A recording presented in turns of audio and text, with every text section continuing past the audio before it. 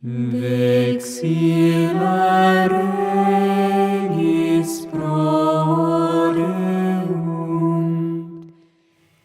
Ave María Purísima. Sin pecado concebida. Hola, bienvenidos. Aquí Catalina con mi esposo Cristóbal. Sean muy cordialmente y con un abrazo también a todos ustedes recibidos acá. Con Cristóbal hoy día queremos hablar sobre un tema que también tiene que ver con todo esto de la tradición y todo, y también esta ruptura. Ya vamos a hablar especialmente de lo que es el arte, la belleza. ¿Ya? Cristóbal, una pregunta. ¿Te ha pasado lo mismo que a quienes nos escuchan? ¿Que has entrado a alguna iglesia y que en una iglesia especialmente antigua y hay algo, una arquitectura que te impacta y que te hace sentir como, ¿cómo decirlo? Como pequeño, mientras que también, por otra parte, has entrado a otra iglesia y ves como todo plano, minimalista? Sí, por supuesto. Bueno, primero que todo, buenas tardes, buenos días, donde sea que nos vean. Me ha pasado muchas veces que he entrado a iglesias muy antiguas, no necesariamente muy antiguas a veces, iglesias nuevas pero construidas bajo un estándar antiguo, ¿cierto? Donde, como bien dices tú, cruzas la puerta, ¿cierto? La entrada, y te sientes pequeño ante la grandeza de Dios que se ve reflejada en los vitrales, en las pinturas, en el arte sacro en general, en el altar de piedra y, por supuesto, en el sagrario al centro del todo, ¿cierto? Sí. En este sentido, sientes cómo nuestro Señor se ve reflejado en estos gestos, en esto material, ¿cierto? Y en comparación, cuando he entrado en iglesias modernas o incluso en iglesias antiguas pero que fueron reformadas en la época de los 60 y 70, por contraparte ha sucedido que busco a Cristo y no está y de forma inmediata. ¿A qué me refiero? Que uno busca el sagrario, busca el Santísimo y no lo ve al centro. Si lo veo a un costado, tengo que forzar la vista un poco y verlo en algún rincón de la iglesia. O lo tienen como escondido en un ala. En una capilla, sí. Claro, en otra ala de la iglesia. Es un poco, claro, hay una diferencia importante solamente desde ese punto de vista. Sí, y incluso Cristóbal, la teología católica, uno de sus referentes, que esto viene de la filosofía sobre la estética, está el bien, la verdad y la belleza. Y hay uno de estos elementos que sería la belleza. También la iglesia lo ha tratado de enseñar mediante la música, el arte visual, la arquitectura, pero ahora nos topamos de que muchas iglesias, mucho arte sacro, entre comillas, es feo. O nos topamos como que si fuese una estación de autobuses, si fuese, no sé, una sala de conferencias, como que no hay... Ya no hay una diferencia entre la arquitectura típica de una iglesia y un centro comercial, entre un lugar, una farmacia, un restaurante, un negocio cualquiera de cualquier rubro, ¿cierto? Ya no hay esa diferenciación. Y desde el comienzo del programa me gustaría igual dejar en claro que esto es intencional. Este diseño arquitectónico o también de la creación de este arte no es aleatorio, no fue coincidencia, sino que tiene un propósito, un fin, y que creo que hay que decirlo que es un fin que no va hacia Dios, va hacia el demonio derechamente, y que por supuesto es un signo de este tiempo, que además de eso tiene un propósito muy claro, que es destruir y demoler la fe de los fieles y por supuesto de la iglesia. Sí, me acordé algo muy burdo de un meme que se hizo muy viral, que decía así como hemos ganado tecnología pero hemos perdido belleza. ¿Ya? En general, porque también este fenómeno del minimalismo y todo eso, nosotros lo vemos que está en toda la sociedad, pero lo impactante es que la iglesia aún se separa de la sociedad, de lo sagrado y lo profano, y vemos de que también, lamentablemente por lo que tú decías, también se infiltró en la iglesia, y vemos que también este cambio, como habíamos hablado en programas anteriores, no solamente afectó la liturgia, en las oraciones, los ritos, sino que también lo vemos en la arquitectura, en el arte, en la música, porque también esto cabe destacar, queridos televidentes, ¿cierto? Que también estos son medios de evangelización, porque también por la vista entra. Sí, pues en la época de las misiones españolas, portuguesas, etcétera, los misioneros evangelizaban muchas veces a los indígenas o a otros pueblos con solamente la presencia del arte, con la música, porque eso también nos lleva, ¿cierto? Vamos a ordenar un poco las ideas. Sí. Vamos a partir, ¿cierto?, de lo que es la arquitectura como tal de las iglesias, para luego pasar a lo que es el arte y las pinturas más ya pequeñas. Bien, Monseñor Lefebvre decía que esta demolición de la estética es el síntoma de una demolición espiritual. Si ya no creemos que en el altar ocurre un milagro glorioso, entonces cualquier mesa de madera y cualquier edificio funcional sirve. En ese sentido hemos sido testigos de cómo el altar de piedra, estos altares preciosos que uno puede buscar en fotos antiguas, en muchas parroquias, en muchas capillas y iglesias de todo tipo, ha sido reemplazado por una simple mesa que intenta ya no crear nuevamente el sacrificio incruento de nuestro Señor Jesucristo y repetirlo, sino que intenta imitar una cena donde lo que más impera no es la dimensión sacrificial, sino el compartir. Ojo, aquí estamos hablando solamente de lo que serían los templos, porque obviamente entendemos cuando a veces se celebran misas que son en otros lugares, en otros contextos, donde obviamente misiones, campañas militares, etcétera. Sí, claro, donde no hay otra cosa que una mesa, o incluso como se hacía en algunas guerras también, en el mismo capó. Claro. Pero aquí estamos hablando exclusivamente de lo que es el templo, porque el templo es el lugar litúrgico por antonomasia de lo que sería la Eucaristía y todo lo que pensemos o háblame un poco de lo que son las catedrales góticas. ¿Qué representa una catedral gótica? Ojo, no solamente las catedrales góticas, sino también las románicas, las clásicas, etcétera, de que cada arquitectura está hecha, pensada, ya sea para la proyección del sonido, para también elevar el espíritu, invitarnos también a mirar a Dios, también tratando de esta teología captarla en lo que sería en las cúpulas, ¿ya? Estamos viendo de que todos los estilos que han habido antes hasta el... Tenían un propósito sacro. Sí, hasta el siglo XX, para atrás. ¿Ya? Tenían este propósito sacro, como tú decías. No era solamente la pintura, sino que era literalmente todo. Ahora estamos viendo, como aquí vemos en las imágenes, este cambio muy brutal. No sé si tú viste cuando pequeño la película El jorobado de Notre Dame. Ya, sí, digamos que sí. Ya. Y aquí también aparece la Catedral de Notre Dame, algo tan impactante, y ahora vemos... Perdóname, pero cosas así, porquerías así, como diríamos. Bueno, la idea, por ejemplo, yo pienso siempre, una vez leí que la idea de las agujas de las catedrales góticas, esos grandes agujas que apuntan al cielo, tratan de tocar a Dios. Tratan de tocar a Dios e intentan estar ahí en sintonía con los ángeles, con todo el cuerpo celestial, la corte celestial. Entonces, es increíble. En cambio, hoy tenemos una arquitectura horizontal, iglesias que por lo general, como pueden ver en imágenes, son redondas o en abanico, donde el centro, en muchas de ellas no parecen edificios comunes. Claro, son edificios comunes, da lo mismo. No hay diferencia entre lo sagrado y lo profano. De hecho, lo terrible en muchos casos es que a veces he encontrado templos donde al medio está una mesa redonda y todos los fieles alrededor. O sea, terrible. Como bueno, también los templos del camino neocatecumenal, horribles, donde en la mesa, lo que sería el altar, es como literal un cuadrado en medio también, donde ahí se ponen todos a bailar y todo. Se ha cambiado el hogar de Dios por la casa de la comunidad. Al eliminar la verticalidad, eliminamos el respeto, y en estas iglesias que aparecen, más bien se parecen gimnasios, donde es casi imposible sentir el temor de Dios. Hay que recordar que la idea de sentirte el justo y sacro temor a Dios ha sido desterrada de estas arquitecturas, ¿cierto?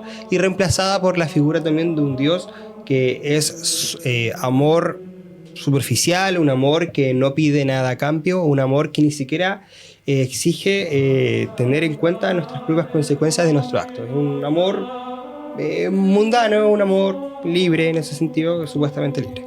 Sí, e incluso también en casi todas estas iglesias, templos, tampoco hay imágenes. Y si hay imágenes, muchas veces son muy feas. Y también, no sé si has visto que se ha cambiado también el crucifijo por un Cristo resucitado. Eso lo encuentro terrible porque la gente puede pensar, ¡ay, qué lindo! Nuestro Señor Jesucristo en la resurrección. Sí, precioso, lo sabemos, es un signo tremendo visible. ¿Qué sucede? Que el resucitado no debe ser la figura central en una iglesia, en un altar. ¿Por qué? Porque el centro en ese momento no es la resurrección como tal, o sea, sí, es también, pero es principalmente el sacrificio, la cruz, el calvario, el Gólgota. El dolor. Porque también esta sociedad también se ha ido acostumbrando a no haber dolor, sufrimiento, solo algo, sensaciones bonitas. Incluso yo el otro día, de verdad, fue ayer o antes de ayer, leía en una parte de que esta implantación del resucitado en todos los templos por la institución, por el Calvario, por la cruz, tiene que ver con vender la idea de un Jesús pop, un Jesús que no tiene dolor, que es muy fácil seguirlo, que no hay que tomar ninguna cruz ni negarse a sí mismo, sino que simplemente seguirlo y como si fuera una religión de New Age, no te va a pasar nada malo si lo sigues. O sea, hay que entender que el camino de la cruz es terrible, o sea, significa negarse a sí mismo, asumir todo, tus cosas buenas, tus cosas malas y seguir a Cristo sin nada, pedir nada a cambio, o sea, que es un camino difícil, complejo, donde la puerta es pequeña. No es como la posmodernidad donde tú puedes llegar y comprar un producto y ya, o sea, no, es difícil. Entonces, esta idea del resucitado busca eso, que ojo, no estamos denostando a nuestro Señor Jesucristo en su resurrección, sino que el contexto en cual se ocupa y el fin maquiavélico cual tiene este porque uso. sabemos de que la resurrección también es el fundamento de nuestra fe y también es lo que es causa de nuestra alegría y también lo que nos lleva a la salvación. Pero aquí estamos viendo, como decía Cristóbal, que el dolor es malo, Sí, eso es lo que la pseudo-teología que hay detrás. Cristóbal, ¿y qué hay Tengo una pregunta para ti, Dime. antes de que... Tú eres profesora de religión también, aparte de teóloga. Sí. Has trabajado con muchos niños Sí, a lo largo de casi 6 años. sí.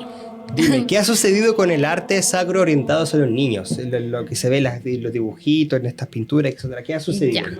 Cuando uno les muestra generalmente a los niños, y esto, ojo, es de los mismos profesores y todo eso, uno les quiere mostrar algo realista, o sea, más clásico del arte, un arte apto para la devoción. ¿Y sabes lo que me dicen? No, es que se van a traumar. Así que mejor pongamos imágenes de un Jesús kawaii, un Jesús muy cute, un Jesús que es como muy caricaturizado.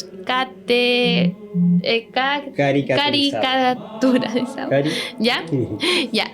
El tema es que yo entiendo especialmente a los chiquititos cuando es un tema pedagógico para poder explicar algo. Pero ojo, aquí estamos hablando de que muchas veces estas imágenes se ocupan con fines litúrgicos y para la devoción. No podemos construir la devoción de un chiquitito, de un niño, en torno a estas falsas ideas o en torno a estas imágenes que tampoco evocan la oración. ¿Ya? Yo encuentro que esto es terrible porque en el fondo se insulta la inteligencia y la vida espiritual de este niño. Creemos que por ser niño no va a comprender que existe un Dios que lo ama, que se hizo hombre por él, por ese niño también y por su familia y por todos nosotros, y que murió de forma cruel en una cruz y que derramó hasta la última gota de sangre por nosotros. O sea, estos tipos que pintan estas pinturas y que están detrás de esta teología hecha pintura, nos dicen eso, que los niños son tontos, que los niños no entienden. Es una falta de respeto. O sea, nos falta de respeto. O sea, y más encima nos intentan implantar a todos esa visión falsa de fe y de Cristo, con esta infantilización y caricaturización de la fe, de lo sacro. Porque una cosa es los fines catequéticos, pedagógicos, y otra cosa es la infantilización de la fe. Son cosas totalmente distintas. Vemos de que los tremendos santos, hasta nuestros mismos abuelos, ellos no se criaron con arte así. Incluso el arte pedagógico que tenían era precioso. Cuando uno ve libros antiguos de catequesis o misales antiguos, también o misalitos que son orientados a niños, desde antes del 60, claro, hay una cierta trazo un poquito más cuidado, que no se vea tan dramático, pero la sangre aparece igual. Cristo aparece con sus clavos en las manos y en los pies. O sea, que la esencia está del dolor que se ve reflejado a través de esos dibujos. O sea, está la idea central de que Cristo sufre. Sí, e incluso lo más curioso de que muchos de estos pseudo-artistas litúrgicos, sacros, también están a favor de muchas cosas que son heréticas. Sí, por supuesto. ¿Ya? Por ejemplo, vemos de que también hacen como un trabajo para una iglesia y después que hacen también caricaturas a favor de la ideología de género. Sí, Del LGTB y todo, y como que también las personas se confunden. no ¿ya? solo eso, mira, para cerrar esta idea y no entrar un poco más en detalle, estas mentes detrás de estas pinturas son perversas. ¿En qué sentido? Ahí tenemos una imagen muy perversa, la verdad. Son perversas en el sentido de que muchos de estos autores después han sido condenados por casos de abuso sexual, etc. Como el famoso Rubnik. Sí. Que una aberración. Persona que fue condenado, etc. y por muchos crímenes contra la humanidad. Pero el arte de ese caballero era más bonito de lo que hemos visto acá. Pero y su arte estaba en la página del Vaticano hasta el año pasado, así que bueno. Vámonos a los ornamentos litúrgicos y el lujo que debe haber hacia Dios en las liturgias, en nuestras iglesias, en los altares. Este es un terreno más que causa más polémica, ¿no? Sí, antes veíamos de que todos los pequeños detalles en los ornamentos, porque todo ese lujo es para Dios. Como que dice, es que la iglesia tiene mucha riqueza y todo, o sea, es todo hacia Dios. O sea, lo más digno para Él. Y ahora vemos de que estolas que son como de también estilos aguayos, con la bandera LGTB, también los copones y todo eso de madera, todo así como lo más chamámico. horrible. La verdad es que muchas veces se ven estos típicos copones como de madera, y otras veces vi un opción como de mimbre, que fue horrible, que en el fondo dicen que para qué gastar dinero en las cosas sagradas, en esto, si hay que dárselo a los pobres. Sí, Jesús era sencillo, él era pobre. Y esa es la idea pérfida de Judas Iscariote cuando le reclama a María Magdalena por qué le está rociando el perfume más caro a nuestro Señor. Sí, se lo puede dar a los pobres. Sí, se lo puede dar a los pobres. Y Jesús responde que los pobres siempre van a existir, pero que a nuestro Señor no lo iban a tener siempre. Como decía San Francisco de Asís, que sabemos de que él vivía en la extrema pobreza, habían días que no comía y todo, pero él decía, la pobreza termina a los pies del altar. O también el santo cura de Ars, que también una vida de pobreza absoluta, comiendo papas podridas, alimentos en dudoso estado, durmiendo en el suelo. Él compraba los ornamentos más caros de todo León para su parroquia, porque él decía que para mí nada, para Dios lo mejor. O sea, eso debe ser el reflejo de nuestras vidas también, y lo que nos invitaba a las iglesias antiguas. O en algunos monasterios, muchos monasterios, uno ve tremendos monasterios, construcciones preciosas, altares adornadísimos, llenos de oro, etc. ¿Y cómo están los monjes? En la pobreza absoluta. Sí. Esa es la idea. O sea, al final nos han vendido un cuento diciéndonos que había que acercar a los pobres y a la gente común y corriente a Dios, y que ese medio para acercarlo a Dios era reemplazarlo por vasos de madera, quitar los copones de oro, quitar la arquitectura, reducirla a fealdad, hacer más feo el arte sacro. E incluso en la época de la evangelización, los indígenas, durante todo este momento en que también se aprendían los idiomas, los misioneros de ellos, etc., los indígenas se sentían muy atraídos por lo que era la Eucaristía y todo lo que eran los ornamentos. Veían que los sacerdotes y los monjes llegaban pobrísimos, que apenas flaco, pobre, todo con ropas horribles, rotas, pero llegaba a la misa y las casullas con bordados de oro, con imágenes tremendas, preciosas. O sea, y ellos así captaron la divinidad sin entender menos el latín, ni siquiera el idioma que traían, en este caso los españoles, pero eso con solamente los ornamentos litúrgicos captaron todo. Y también, Cristóbal, te quiero, en relación también a lo que antes decíamos de las caricaturas y todo, ¿sí? Que también todo esto muchas veces se trata de mostrar a un Jesús como muy cercano, pero es un Jesús que como que también le hemos quitado la divinidad. Y esto también es una cosa, Sí. Ese es el propósito, sí. Quitar la divinidad de Cristo. No estamos negando su humanidad, pero aquí se está tratando de que, como decíamos, esa es una infiltración bien satánica que ha habido durante mucho tiempo, que también para quitarle el respeto a nuestro Señor y todo lo que viene con ello, o sea, de que ahora cualquier persona puede comulgar en la mano, siendo que solamente el sacerdote puede tocar a Jesús, nosotros nos tenemos que limitar a consumirlo en la boca, por ejemplo. Es súper importante dejar claro esta idea. Nosotros operamos también bajo la vista, bajo lo que nosotros mucho más aprendemos y entendemos mediante los gestos, la vista, nuestra percepción, ¿cierto? Somos unidad cuerpo y alma. Claro, más que con lo que a veces se escucha o simplemente se lee.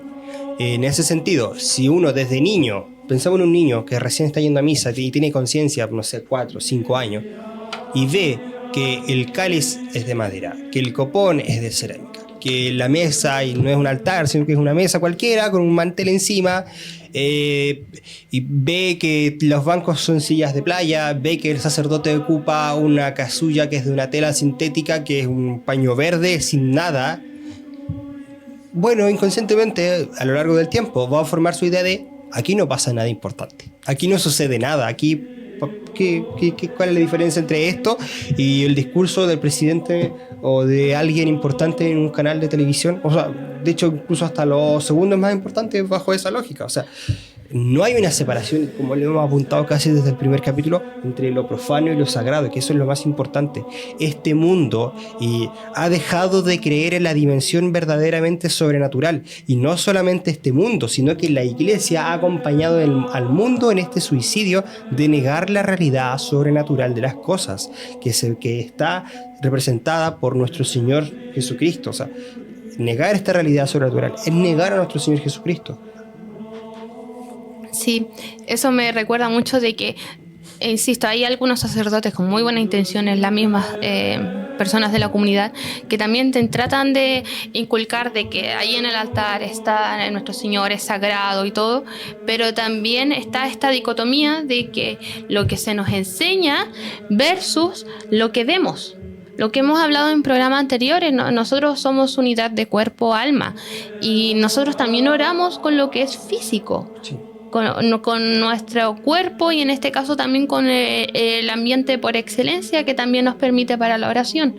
Y ver esta separación, y que yo estoy en la calle, entro a una iglesia, y la verdad es que yo que buscaba esa separación, porque nosotros antropológicamente buscamos ese espacio de oración, y veo de que es un salón. Para eso me voy con los canutos, con los protestantes. Sí, veo que no hay ninguna imagen de que a mí me ayuda la oración. Veo que también, incluso si no hay un Jesús resucitado, a veces hay una cruz pelada, siendo que nosotros como católicos ocupamos el crucifijo, que es la cruz con nuestro Señor, porque los protestantes ocupan la cruz sin nuestro Señor. Para ir finalizando, sí, hay una idea que me gustaría compartir. Bueno, que realmente no es una idea nueva, es una síntesis de todo lo que hemos hablado. ¿Cuántos testimonios existen? De verdad que existen cientos, miles. Yo igual he conocido varios de cómo una iglesia bella, cómo una arquitectura preciosa, cómo un canto gregoriano, cómo un incienso, cómo todos estos elementos convierten a las personas por su propia fuerza, por su propia existencia, sin necesidad incluso de llegar a las verdades de la fe como tal, en un sermón, en un catecismo, etc. Solamente por esa vista, que quizás no es una conversión completa, pero es el primer paso, es decir, oye, aquí pasa algo, aquí he entrado aquí. Yo conozco gente que ha ido conmigo a la misa, en las misas con la fraternidad aquí en Chile, que entra a la iglesia y dice, oye, aquí pasó algo, aquí esto ya no es lo mismo. Aquí, ¿qué pasó? ¿Por qué di un paso? ¿Por qué crucé esta entrada y aquí ya me siento diferente que afuera? Y hay gente que no cree en nada o que tiene dudas de la fe o cree en otras religiones, que al vivir eso dicen, wow, aquí algo me está haciendo un ruido en mi cabeza. O incluso por lo mismo, para complementar eso, también cuando vemos que en un templo así modernista, esta misma persona que tiene dudas de la fe, que es ateo o lo que sea, entra, no le evoca eso. No, por lo nada. tanto, ¿qué hace? Empieza a conversar con el teléfono. En cambio, vemos que nosotros, si estamos, o sea, tenemos algo más de acceso a estos elementos tradicionales, las personas automáticamente cambian su disposición.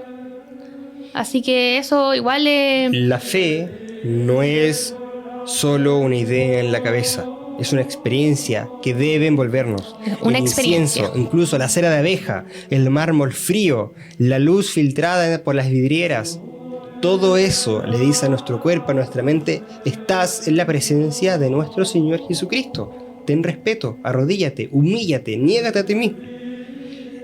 No podemos destruir esta belleza, no podemos seguir colaborando en la destrucción de esta belleza, que es de nuestra tradición, es nuestro derecho, nos pertenece a todos los católicos, sin importar qué iglesia sea, si no es de nuestro país o no, es nuestro patrimonio, nuestra herencia y patrimonio en común que tenemos todos los católicos, que debemos defenderlo y debemos reivindicarlo.